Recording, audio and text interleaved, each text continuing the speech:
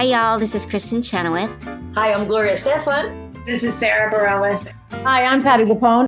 This is Lin-Manuel Miranda. You're listening to the Broadway Podcast Network.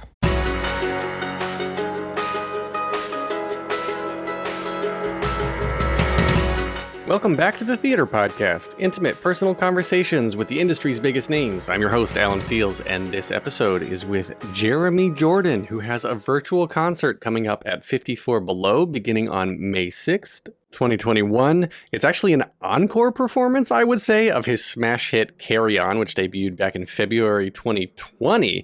Believe it or not, he's actually an extremely shy guy. We got into how hard it was for him initially to start writing these cabaret shows because they're all about him. They're all about his past and his life. And that's something that until pretty recently, he just didn't really allow many people into on that level. This one gets extremely personal. His childhood, which, as he says, was very rocky. So basically, Carry On, this performance now that you can get tickets for at 54below.com, is the story of growing up and how he became who he is, which, if you ask my opinion, he did all right. He's a pretty great guy. So find me online on Instagram and Twitter. Follow along. Hit that subscribe button or that like button, depending on how you are listening right now. And everybody, please enjoy this episode with Jeremy Jordan. Here you go. 1, 2, 3.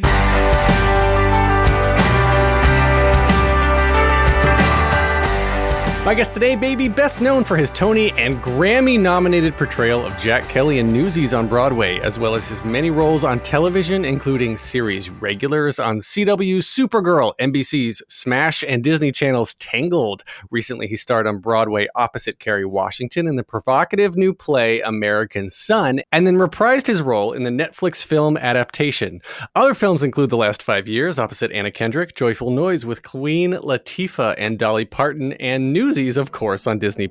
Additional Broadway credits include starring as Clyde in Bonnie and Clyde, Tony in West Side Story, and lead roles in Waitress and Rock of Ages. Jeremy Jordan. Now that I've read that bio, welcome to the Theater Podcast. Thank you so much. It was just a rousing rendition of my bio. Well, it was completely plagiarized from the 54 Below concert site. I figured as much. It sounded very familiar. But you made it your own. I didn't know if you wrote it or not, but while I was researching, obviously, we're here to talk about your concert.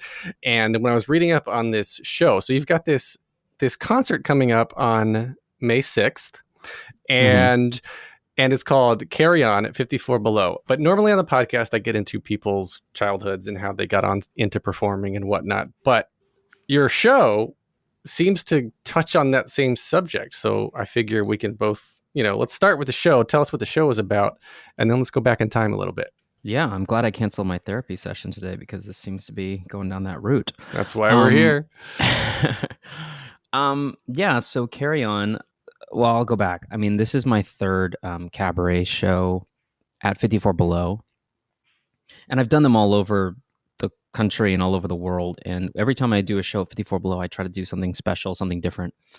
And I've done like the shows of, here's a story, here's a song, here's a story, here's a song. Like, here's the best of, and the story behind the scenes of what really happened. I've done all that stuff. Mm-hmm. And when I see like these intimate shows at these small clubs, the thing that I love the most is when people just dive in and get really real, because it's fun to like have fun with the audience and to, joke and goof off with them, which I also do. But it's a really cool opportunity to tell a really intimate and surprising story. So back when I did this in February of 2020, Pandemic Eve, as I like to call it, and that's I didn't tell anybody what the show was about, and so they came just expecting me to sing songs and have a fun day. And not that there is not fun to be had in it, but it's sort of, the show is kind of plays out like a play with songs intertwined. And so the whole thing is scripted. It's basically a love letter to my new daughter. So I have a kid. She's 2 years old. Her name is Clara. And when I went to write this show, I was like, what do I have to talk about? How about this thing that has taken over my life for the past year or two? And so it sort of became a musing over what it is going to be like, or what it could possibly be like to be a father, and how I could sort of try not to make the same mistakes that my parents made when I was being raised, and how I could help her avoid the pitfalls that I fell into when I was a kid growing up, because I had a kind of rocky childhood. And so it sort of stemmed from that point. And so half the show is me kind of talking to her, and we created this sort of environment of this in-between space where we're not sure where we are, but I'm sitting there conversing with my daughter and telling her some stories of my past and my childhood. And then the rest of the show takes place at the club at 54 Below, where I'm talking to the proverbial audience at home, kind of looking right into the camera and sharing that experience. And so it kind of flips back and forth and until it doesn't. It's a cool little experiment. It kind of feels like an experimental piece because it was experimental enough as it was with a live audience, but now that there is no audience, and I'm still trying to tell jokes and still trying to emote and connect with people through a camera. It was a different kind of interesting journey. Well, originally, so you said it was in February that you recorded originally. There was a live audience back then because No, I didn't record it in February. I did the live show in February, and I did a 2-week run with no intention of recording it. It went really well. I mean, it sold out, and then COVID hit, and now everybody's like, let's do virtual things. And so as part of this series, they asked me if I could record that same show. Now I had to update it because I didn't have an audience to laugh at all my jokes. And it was over a year later, and my kid had grown up, and since it was about her, all the 1-year-old jokes had to become about 2-year-old jokes. And so it was a whole, I had to kind of rework the whole thing. Thinking back to when my first son was born, I've got 2 boys that are about 5 and 6.5, almost 7-ish now.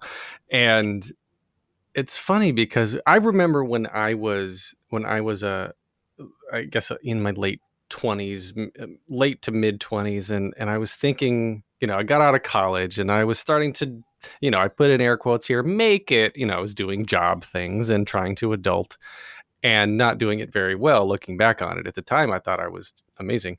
And thinking back on my parents at that time, I said, well, when I have kids, I'm going to not screw up and I'm not going to make those same mistakes. And my parents were always doing this and I'm not going to do that. But then now as a dad of 2 that are slightly older than your daughter, it's taught so much, not only about me and how I react to things, but then in general, why my parents reacted to me at that age as well. And it just frames things so much. And I don't want to go anywhere you're not comfortable with going, but you said you had a rocky childhood. It goes pretty deep in the show, so yeah. Well, I'm really excited to see it. But what's one of the things that sort of has been surprising for to learn about yourself now that you're a dad? Yeah, I mean, there's a lot. It's continuing to grow and change. Almost it feels like every day. I mean, the whole idea of the show is that as soon as I became a dad, it felt like all this stuff that I've been holding on to from my childhood, and at that point I was not going to therapy. I am now. But all this stuff I've been holding on to felt like it was taking up all of my heart space, And so the idea was that I was going to excise these negative memories or these sort of things that I've been holding on to, that because as an actor, as an artist, you're like, oh, if I share things with people, it'll become less heavy, it'll become less burdensome on myself. And, I'm always I keep things close to the chest, except for when I perform. That's when I can do that. And so I told myself I was going to just start sharing stories and sort of lift that weight. And then I did. I mean, I did the show, like I said, back in February, and it was cathartic for the first couple performances. And I did 2 weeks. And then after you do it a couple times, it's you're like, I've done this. I've had that catharsis moment. But then what it became for the audience. Like people would come up to me after the show and be like, I thank you so much for, having that therapy session. Like it made me sort of really think about my own childhood and think about my parents, and like it makes me want to call my mom and talk to her about things that I haven't talked to. So like that was a really interesting thing that happened. And what it did for me was it was kind of a late effect of that. So after the show closed and then COVID hit, all that stuff sort of hit me retroactively, which is why I started going to therapy.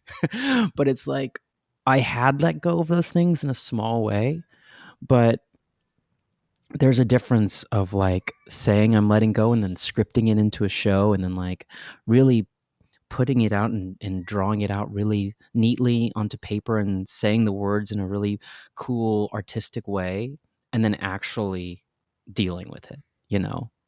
I think it became a little bit like a coping mechanism for me, almost like it became a way for me to fake deal with that stuff on stage so that I wouldn't have to really deal with it. And then, as many people experienced during this past year, it boils up and you got to deal with it, And so I think ultimately it provided a door and sort of opened me up in that way so that I could continue to grow as a human being. And if I hadn't had Clara, my daughter, I don't know that I would have reached that point. I tend to be the kind of person that pushes things down and sort of holds down tight to them. And if something is bothering me, if it's not like super surface level, I just kind of like, no, it's all good. I'll just handle it. I don't want to make a fuss. I don't want to do something like that. I don't want to put myself in a precarious position.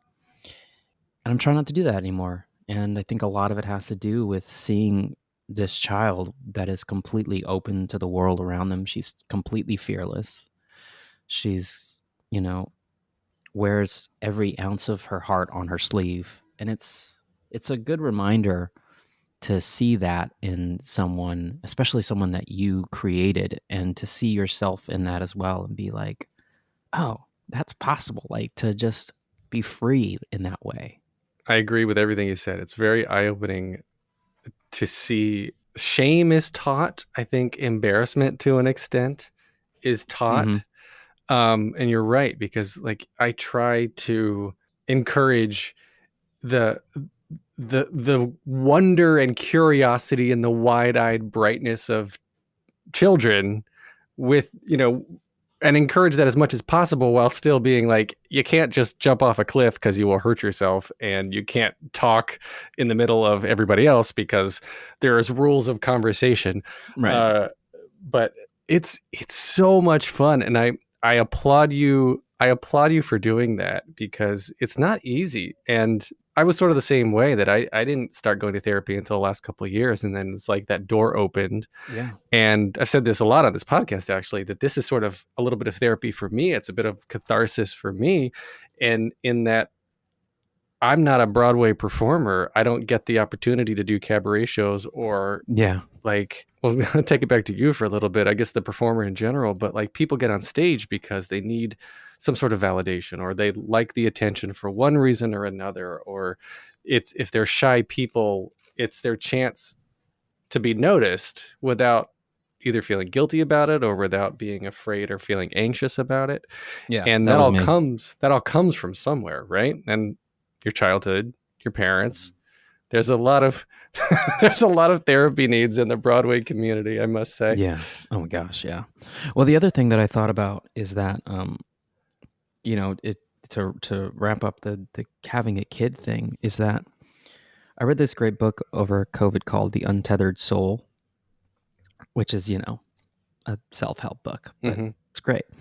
And there's this one thing that they talk about in it, like for instance, when you're like really down or really depressed about something, like say like your girlfriend left you, and you don't eat, you don't sleep, nothing satisfies you, right? Nothing can satiate you. Like it's just the world is like a blur. And then you get a call or a text from that person and say, I'm so sorry, I made this huge mistake, I want to get back together. And then suddenly you have a million pounds of energy. You're just like, I can run a marathon. I can clean my whole apartment. Like I can do this, this, this. And the whole point being like, we have that within us always. We just need the right trigger to unlock it. Right. And maybe that's not the best sort of example of a positive trigger, but having a kid is like having that trigger. Like I could be having the worst day and then she like laughs at something ridiculous and it's like, what are my issues? Like that's just, it just like unlocks that joy, that happiness that's like always welling up and like waiting to be released that we push down ourselves, you know? And so it's a cool blessing in that way. Just something that I learned early on was that when you're pushing down the bad, when you're suppressing emotion, period. So when you're pushing down the bad, you're also limiting the good that you experience. And 1000%. yeah, and so something that I recommend to anybody listening, speaking from experience, is that it's okay to feel down. It's okay to feel bad, and you acknowledge it and sit in it and see what it has to say, and then you move on. I feel like you can relate to this a little bit, that the more you push it away, actually the more it grows. It doesn't go away at all. Oh God, yeah. It festers, we'll say. Let's go back though and tell me about what got you into performing in the first place. When did you start? Was it acting, singing, dancing? Like what all came first? I think I probably was a singer first. We're going to just take dancing out of that equation until college when I was forced to learn to fake that I could dance. But yeah, I was always a singer first, and I kind of used to sing in the shower. I was a really shy kid, really, really, really shy. And I used to sing in the shower, sing along to the radio. I was like a boy soprano. And my mom kept telling me, you know, I should audition for things or I should go to the choir. And I was like, no. And, you know, I was okay at sports. Like I was a medium-sized kid. So like I could do things normally, but like there wasn't like that thing. So I remember when I was I did a couple of shows at the local theater, like community theater when I was a kid, because my grandma used to direct kids shows, and so she would put me and my brother in them, sometimes against our will. We ultimately ended up having fun, but like it was just a silly thing that we did. And then I remember when I was in fourth grade or fifth grade, something like that, during music class, they couldn't get any boys to audition for the choir, and and so during music class, which was mandatory, they would make us all stand in a line and sing some song, and then the teacher would walk up to each of us and put her ear to our mouths and like go from one kid to the next and be like, listen to us singing, and then she would tap you on the shoulder, which would indicate that like you were good enough to come, you should come audition to sing for the choir, which is actually kind of messed up if you think about it. But totally. but it gave me the courage to come in, because like, oh, maybe I could do this, you know. And so from then on, I was a choir boy, and I was a choir kid all through middle school and high school. I almost went into college just for vocal, like as a vocal major. When I would do some plays sometimes in high school, just like ensemble parts, small parts. At one point, I auditioned for the musical The Fantasticks. Mm-hmm. And I auditioned for the boy, you know, like there's like the main guy. And I got pretty far. This is still at the community theater. And they decided to cast it all older. They cast adults. And I was like, oh, whatever. But the director liked me, so he wanted me to come in and play the mute, which is a character who very clearly doesn't speak or say or sing anything. And I was like, this is a musical and I'm playing the mute. Excuse me. But I didn't have anything else to do, so I did it. But what it did was that it made me realize that I was just kind of like up there on the stage making faces and like, you know, faking along to everything. And it taught me to listen for the first time, because I had no other choice but to listen. And as soon as I registered that, it unlocked this whole sort of world of potential within me that I didn't know was there or possible. You know, like I couldn't get a role in Peter Pan as a lost boy when they cast like 20 kids, because I was a terrible actor as a child apparently.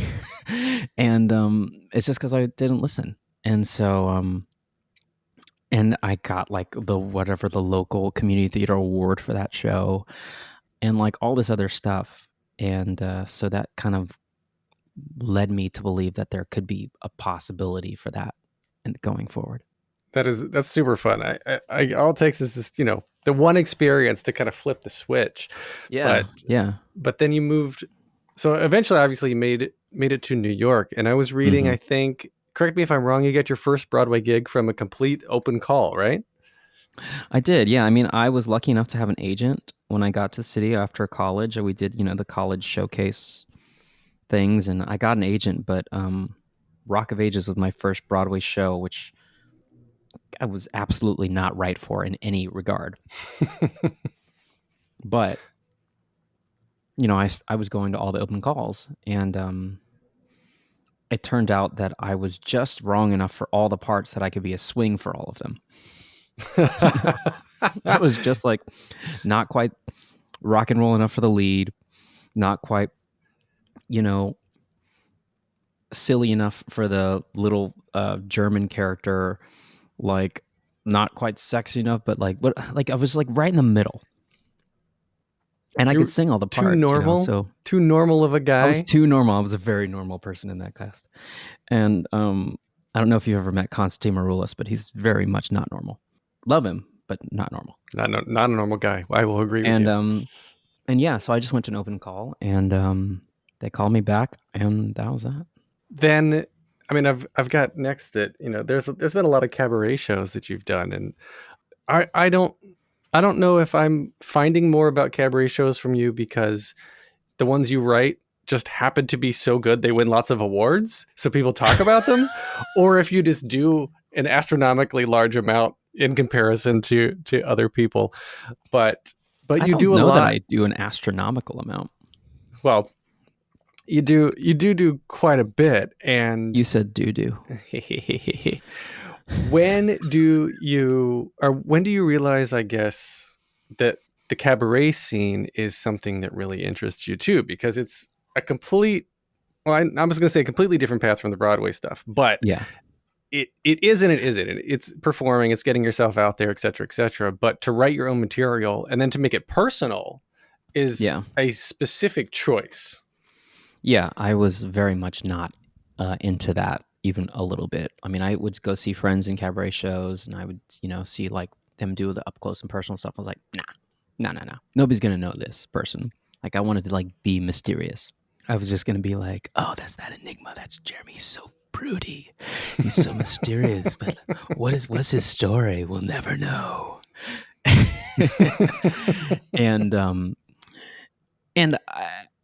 My first show was in 2014, and by that point I had already had my Newsies. I had been in Smash. Like, I had some notoriety, and people had come to me and asked if I was interested in doing these shows, and I was like, nah, peace.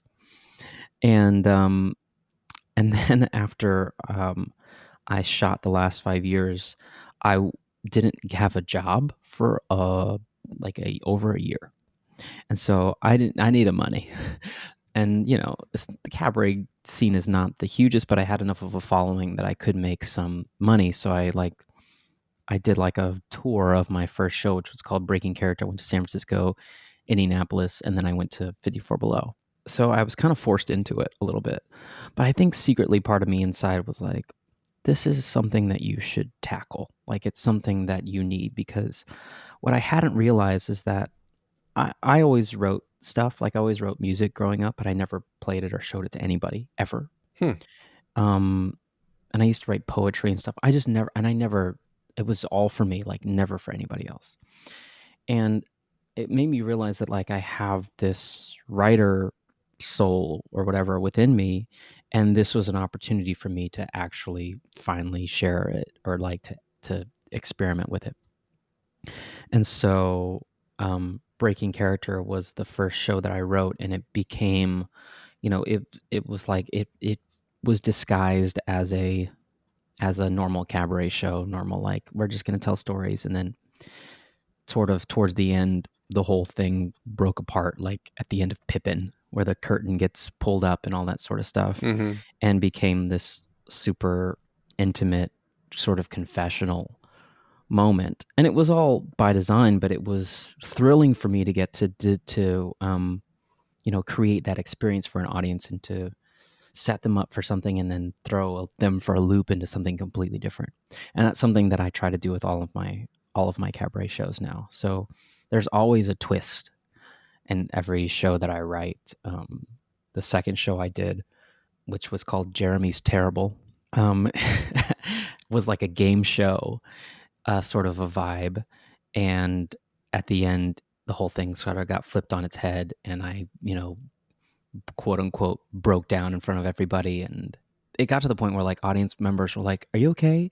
Like, it's okay. Like, we love you. It's okay." I was like, "Yes, I got you." That's called acting, people. Yes, bitch. Yeah, so Carry On follows that and takes it kind of to another level. I wanted to do something completely scripted. We're going to take a short break. Stay tuned for more of the episode.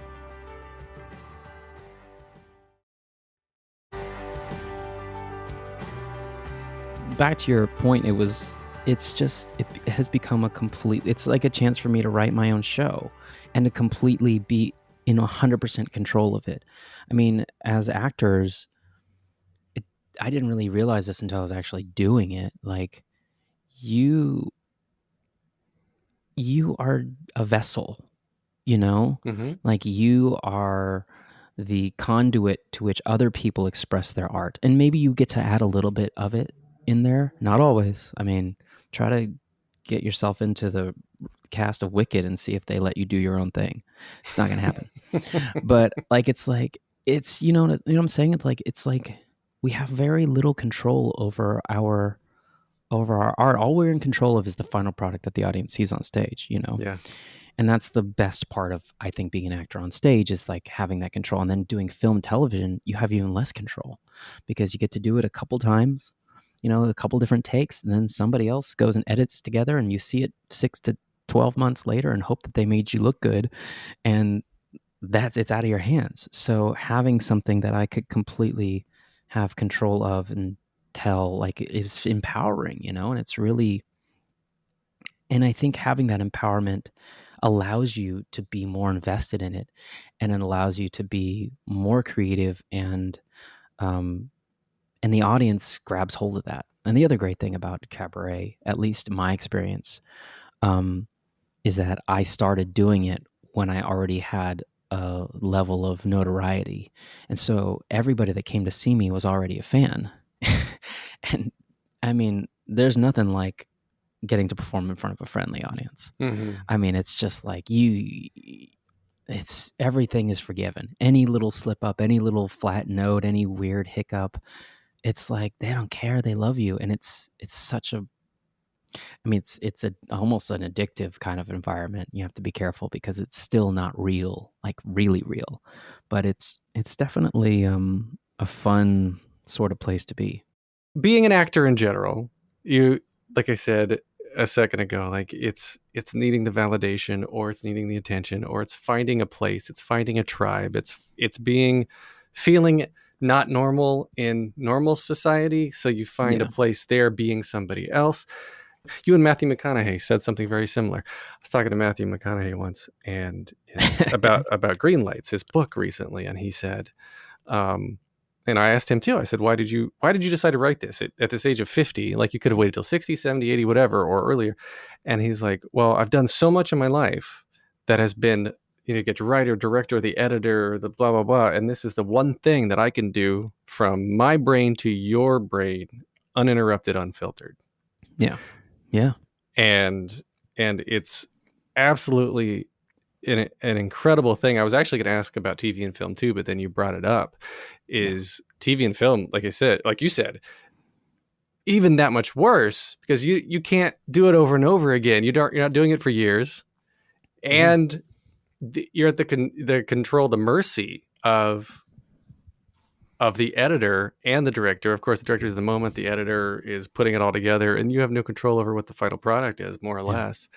But in theater, and I'm just talking out loud here, but in theater it's funny because we're looking all the people, we're looking for the community, we're looking for tribe, and we somehow there's comfort in being told who to be and what to say and who we are on stage, while at the same time what you just said about needing to do your own thing so that you're not filtered and that you're not seen through any other way except exactly how you want to be seen. It's this competing dichotomy. Yeah. Well, what's really interesting is that I think the reason I got into theater in the first place was to do the opposite of that, was to get away from myself, was to escape all of Mm-hmm. my issues and my things that I didn't want to deal with, so I could escape into something else, something predetermined, something that's that's going to have whatever ending already plotted out for it, and then you could sort of let everything else fall away. And it's a very romantic kind of notion, but it only lasts for so long. And as I got into my, real adulthood, into my 30s, really is when I started doing these shows. It became like that's only going to carry you so far. Escaping and running away is only going to carry you so far, because there's things in life every day that hit you that you have to learn how to deal with.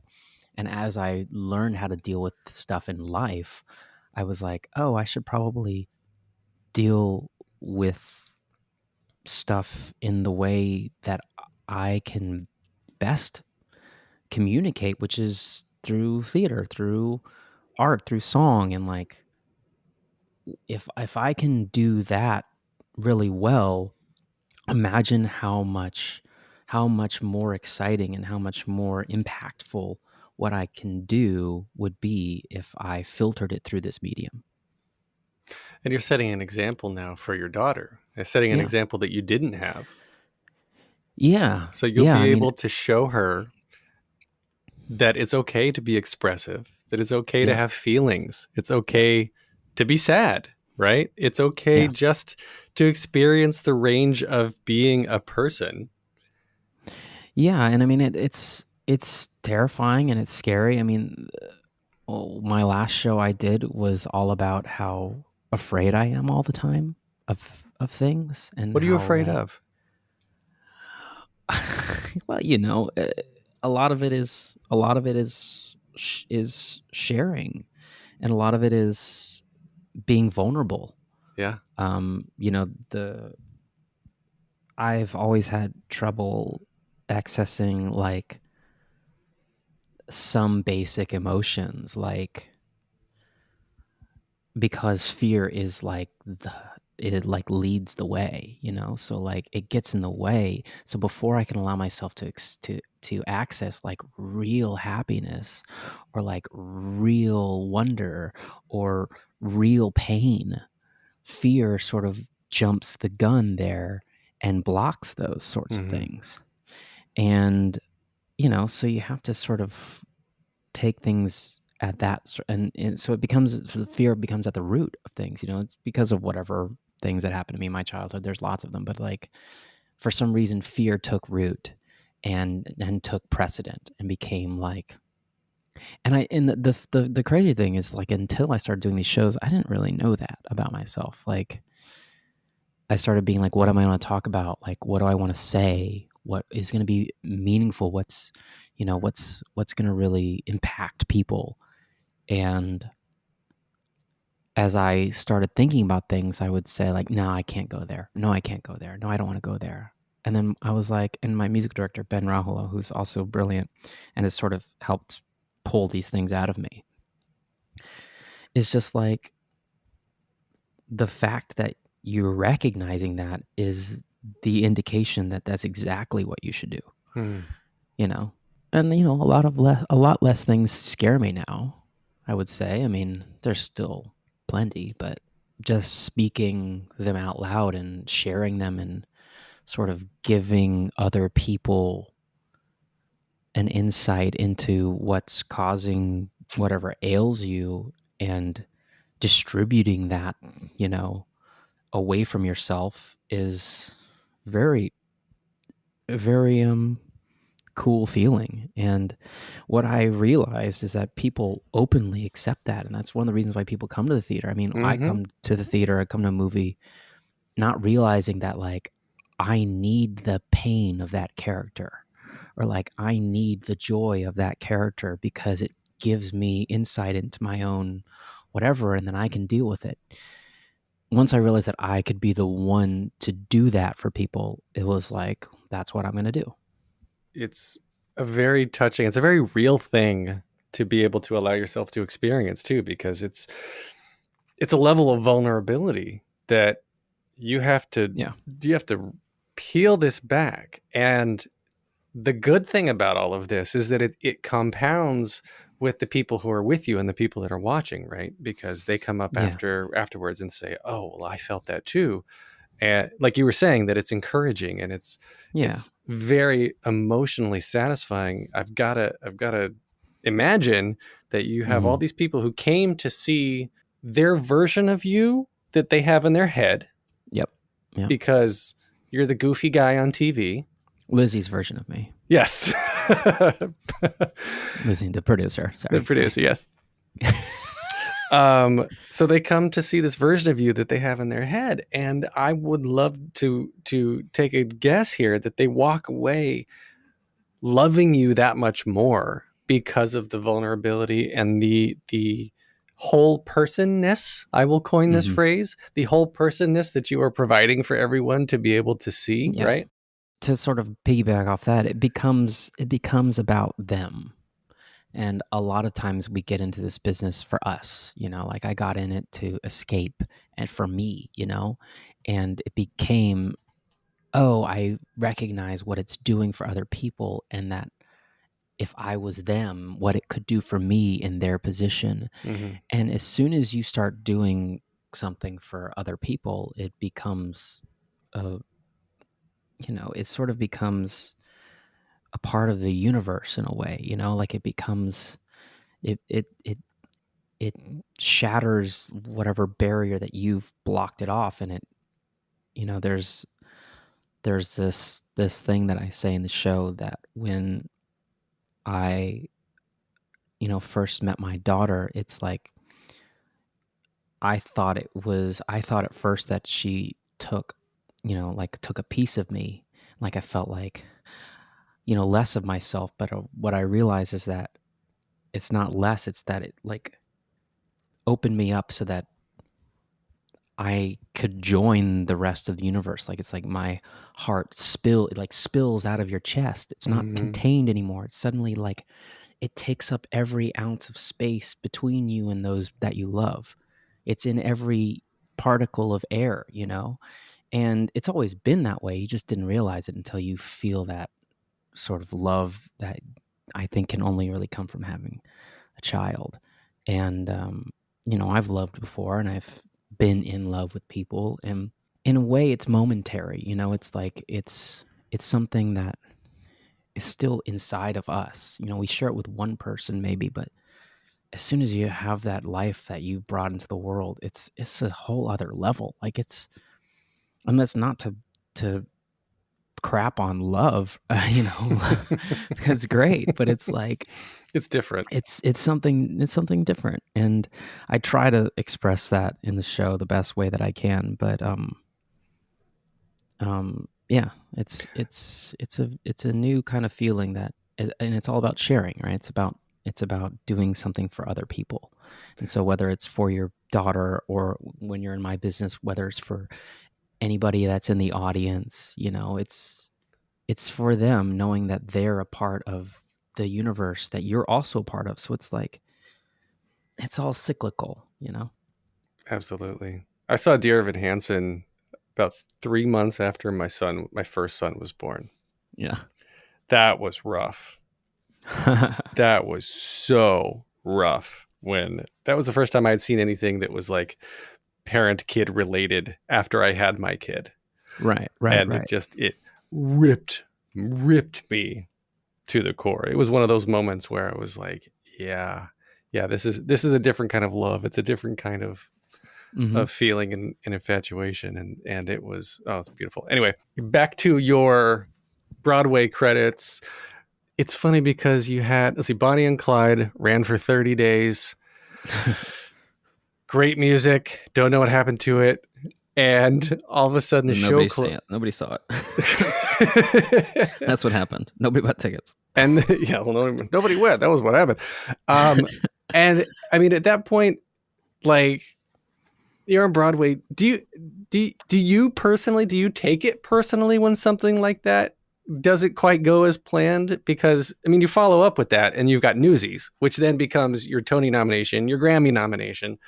And obviously two sides, back-to-back shows that are two sides of the same coin.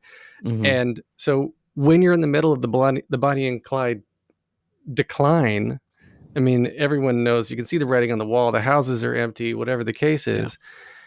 Yeah. Is that something that you feel responsible for? And because so many people that have been in a situation like that I've talked to, that have been like, that was it. I wanted to quit. I just wanted to walk away. No, actually, no, I didn't feel responsible in any way. I was tried to be made to feel responsible. Really? But that's a whole other story. But like what we ended up doing was it brought us all really closer together. Like we did this crazy thing where we made wanted posters, and we made like 1,000 of them, and then we scattered them all over Times Square, and to try to drum up people, like, you know, the actors. Like we did that, did that on our own. We got in trouble with the police, but it's fine. Well, you are Bonnie and Clyde, it was right? very much on brand. Yeah. And it just you know, it became something that we shared together, you know, and we created it, and we, you know, you never know, like, and that was really the only time that I'd been a part of like a real flop. And we also were proud of it. And so as long as you can sort of take pride in the thing that you're doing, and whether or not it becomes something great or not, I mean, I might have a skewed vision of it because I knew pretty quickly that as soon as it was showing decline, that I could probably jump into Newsies, which I wasn't going to be able to do because it was coming in that same season, with or without me. And so, you know, I kind of had a little bit of tunnel vision in that way. But I don't think that anybody, and I shouldn't speak for everybody, but I do think that it was something that we were all incredibly glad and happy to have had and, you know, experienced together, because it was just a lovely experience. And I know that's not how it is across the board. I mean, I've talked to my wife a lot and other people about negative experience that they've had in the theater, and there's a lot of it. And I know a lot of it's kind of sort of come up to light lately with all the Scott Rudin stuff and all the stuff that is drumming up in people being like, well, it's not just that, it's at every level, which it's true. And, you know, I've been uniquely blessed to not have to deal with it. Now there's probably a certain amount of ignorance caught up in that as well, but, and sort of the fact that I am who I am and probably didn't have to deal with it as much as people that were a little bit lower on the food chain. But in terms of where I was at that Bonnie and Clyde Newsies juncture, I mean, it was a magical time for me. Like everything was rising. You know, I had just come off from Newsies at Paper Mill, and I was doing Bonnie and Clyde on Broadway at night while I was rehearsing that. I was rehearsing Bonnie and Clyde during the day and doing Newsies at Paper Mill at night, I should say. And I was just like on top of the world. And I just knew that the next thing was going to fall into place. Like it was just that energy. And then right after Newsies, or during Newsies rather, is when I got Smash. And it just like kept snowballing. And eventually the snowball crumbled and melted. It always felt like I was in the right place during that. When did all the workshops for Greatest Showman kick in? Was that in the same time frame? No, that was a few years later. I was already doing Supergirl, which was the sort of the thing that broke my drought of work when I went to LA for pilot season. I was like, maybe I need to go somewhere else to get a job. So during the first season of Supergirl, that's when I did the demos for The Greatest Showman while I was in LA. There's like a lot I went down a deep dive of Greatest Showman videos for a while, and I of How did course, you? yeah, I of course ran across I guess the now infamous video of one of the I guess it was, what was it, the meeting where you were all performing? It was the day after Hugh had Like surgery nose on his surgery, nose yeah. to remove skin cancer. Yeah, exactly. It was like the table read that greenlit the movie Yeah, to get produced, yeah, essentially. and then that led me into a clip from one of your cabaret shows that was called like "The Time I Saved Greatest Showman." That was a very ballsy title, but I know, but we wanted to get that clickbait, you know. yep, and somewhat true, I would It's not. think. It's not true. Right. I mean, somebody would have probably saved it, but that day it happened to be me. Yes. It's not saying like without me it wouldn't have happened. Like it most likely would have, but Right. Well, for those who don't know, Hugh was not allowed to sing because this table read was the day after he had a surgery to remove something on his nose, skin cancer, I think. And then Jeremy was singing all of Hugh's parts, sitting next to Hugh at the table read, and and I was also playing the other lead male role at the same time, and I had also just less than a week before had bronchitis and had completely lost my voice. Yes. And by the time the reading came along, I was like maybe 50 to 60% vocally there, and I had showed up because I was excited about I had done all the demos for Hugh for all of his parts because they wanted someone to sing it all like more rock and rolly style, to like present to him like this is how we want it to be done or something like that, because it's not like his normal vibe. And so I did that because I'm friends with Benj Pasek and Justin Paul. And and so when the reading came along, they're like, hey, you want to read this, you know, the secondary lead? And I was like, yeah.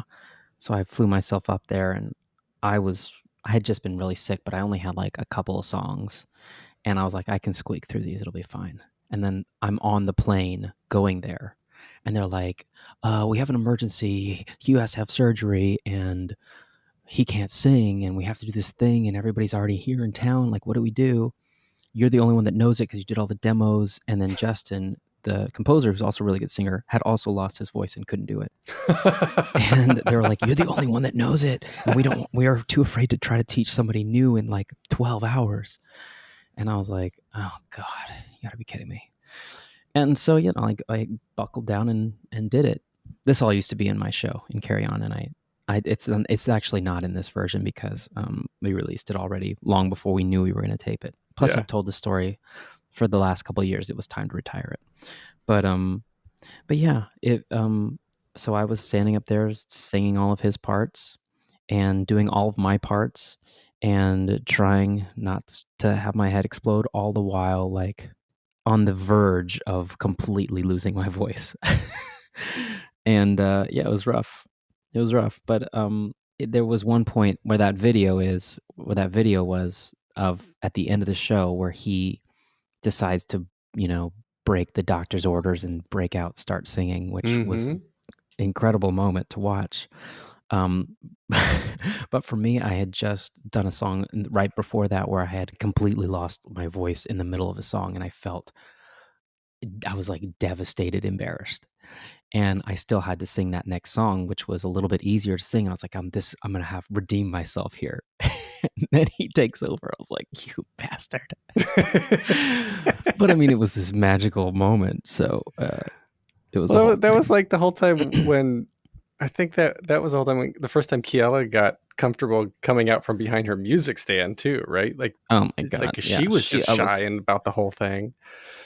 I mean, she got the part during that presentation. We were like, phenomenal. Literally nobody else can do that. Phenomenal. Yeah, she's still one of my favorite people that have come out of that. But did you at any point think, or was there ever talk of being able to audition for or get the Zac Efron role, that role you were reading for originally?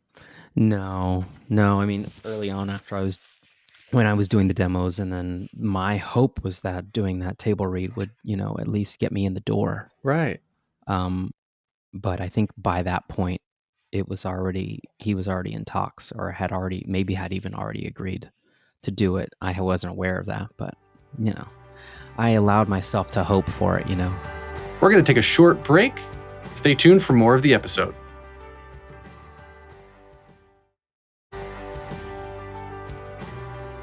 For these types of movies, though, there's such a strong vocal ensemble, though, that, I mean, I think to the most recent example that I can think of The Prom, right? The Prom Broadway cast, Vasti Monpoint was the only one who made it into the movie, even as ensemble, even as chorus, and that doesn't make sense to me. I get that Meryl Streep sells tickets. I get that Nicole Kidman and James Corden sell tickets, right? I get the name, but for everybody else, and you already had a notoriety anyway with everything that you were doing. Like, why? I don't know. Why? I don't know. I think that people want to create their own version of something without, whispers, or like, oh, this is how we did it before. They want to, it's whether it's director or producer or some of the actors being like, I don't want to be hampered by somebody else's experience of that, which I understand. I mean, like when I did Bonnie and Clyde, I had never seen the movie with Warren Beatty and Faye Dunaway, and I didn't watch it because I didn't want to be influenced by their, interpretation of it. So I mean, I get it in that way. I wish I could understand like all the other nuances that go into that sort of thing, but I don't. I don't have a producer brain. I don't know how they think. I don't know how they work. I mean, being exposed to a little bit of that, it's about raising the money and making money on once it's out. So I mean, that's they have whatever algorithms of like this person plus this person and this person, this person. This is gonna that'll tackle this market. This person will tackle this market. Oh, we need this little market to fill. Who can fill that void? We'll put that person in there. I don't know. Maybe. Well, in Greatest Showman 2, I will cast you as my lead. Appreciate it. The show must go on. The Greatest Showman's go on. Yes. All right, so we'll wrap up here. May 6th is the premiere of your show on 54 Below, and May 6th only, right, is the live chat for fans to interact with each other before and during the show, right? Yeah, there's like a live chat during the show. There's like a live broadcast, and then after the show, if you get a VIP ticket, we have like an hour-long show with me and my music director. We'll sing some bonus songs and answer some questions, and then it's on demand for like 2 or 3 weeks after that. 3 weeks, the website says. Yes, 3 weeks. Available to fans across the world and outer space. Do they get Wi-Fi in outer space? Can they stream? Yeah. I mean, the satellite is bloop, bloop, bloop, turn it around and you can stream it anywhere you want. That's how it's technology. It's easy. Got to get that sweet spot. Yeah. So we'll wrap up the episode with the 3 standard closing questions I ask everybody. The first one, very simply, is what motivates you? What motivates me? Mm-hmm. A lot of things. But I will say the opportunity for happiness in myself and to cause happiness in others. All right, second question then. What advice would you give to your younger self and younger people listening now, starting out down a similar path? Knowing who you are, like as an individual, and what sets you apart from other people is going to be your greatest asset. I think often people say like, oh, especially in this business, they're like, oh, we have to make you a blank slate. We have to you have to be, malleable so you can become and do anything. But I think knowing what sets you apart and like what you're good at and becoming the best part of that, or the best version of yourself, is always the smartest and first thing that you should try to do. Awesome. Okay, so the last question then. This is the hardest one. If you could only see one show for the rest of your life, but you can see it as many times as you want, what would you see? Oh, God. That's like a different question than what's your favorite show. Because like, do I want to see? No. Do I want to watch like West Side Story 100 times? No. I'm going to just go with my gut on this one and say Rent, Ooh. because it was one of my first like loves, and it's the content, while it can be dreary, like was before I was old enough to understand the dreariness fully, provided me with like a lot of joy too. So I think I could probably get joy and emotion from it. That's my answer to this question too. So hashtag twinsies. Hashtag question 3 twinsies. Hashtag twinsies. All right. So everyone go to 54below.com. Of course, get your tickets for Carry On from Jeremy Jordan. And where else can we find you on social media? I'm on the Twitter and the Instagram at Jeremy M. Jordan. I'm thinking about getting a TikTok. I think it hasn't happened yet. I think you should. I don't know. I spend too much time on my phone anyways. So I've got a TikTok account and I don't know what to do with it. Like I look at other TikTok people and I'm like, Yeah. all right, they covered all the ideas. I don't have any more ideas. Yeah. That's fine. They do their thing.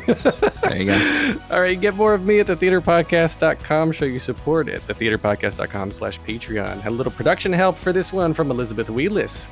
You can find me on Instagram and Twitter on theater_podcast. Leave a rating, leave a review. Thank you to Jukebox the Ghost for the intro and outro music. And Jeremy, thank you so much. I'm so looking forward to seeing your show. And this has been such a great conversation. Awesome. Great talking to you guys. Or to you and the other people that we're not seeing on or hearing.